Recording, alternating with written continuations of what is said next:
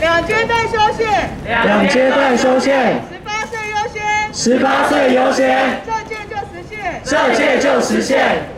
我们邀请民进党苏巧慧委员，他也是这一届提案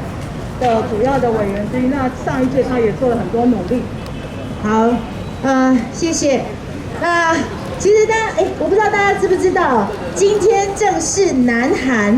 第21届的国会议员选举，也是他们修正到年龄下修到18岁以后的第一次哦。所以其实人家南韩今天已经18岁在投票了，我们还在这里呼吁说，拜托拜托，请国人支持18岁公民权，这实在是有一点差距甚大啦。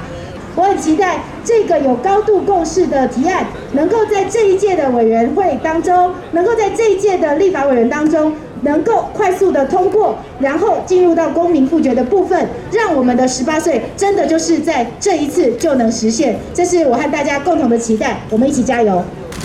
为什么今天95%的国家18岁就可以投票了？南韩、日本、马来西亚都已经超越我们了，为什么在台湾18岁还不能投票啊？根据美国中情局的统计，全世界235个国家跟地区只剩下11个国家18岁还不能投票，高达95%的国家18岁就可以投票喽。恭喜你，你可以投下你的选票了。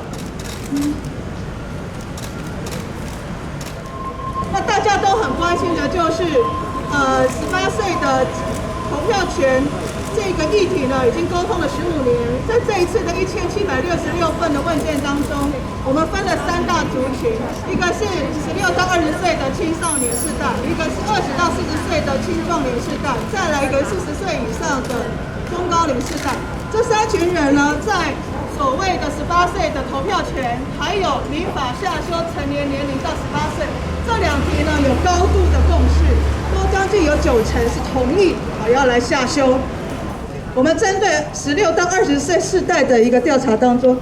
大概从一开始可能将近7成到8成，到这次调查里面很清楚，18岁、20岁到以下的青少年世代，有90%以上是高度支持要来下修投票年龄，还有包括民法下修，所以我想这是一个非常高的共识，也希望我们的跨党派立委能够尽量向上沟通，能够来促成这次国会尽快来组成修宪委员会，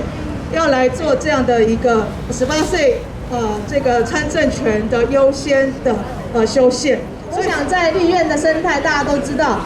国民党也好，民进党也好，他们都在讲第9届如何如何，但是最后他们2党只要不合作，2党只要有歧义，2党只要在一些地方上面用技术性的方式就拖延过去了。一届一届的这样的方式不应该在第10届重蹈覆辙，所以我们会很强力的监督2党，要克制，不要再陷入过去的这种泥淖，让公民权下修这件事情，在全球里面我们战胜5%的这个拼图里面，我们要尽速的让它在第10届就实现。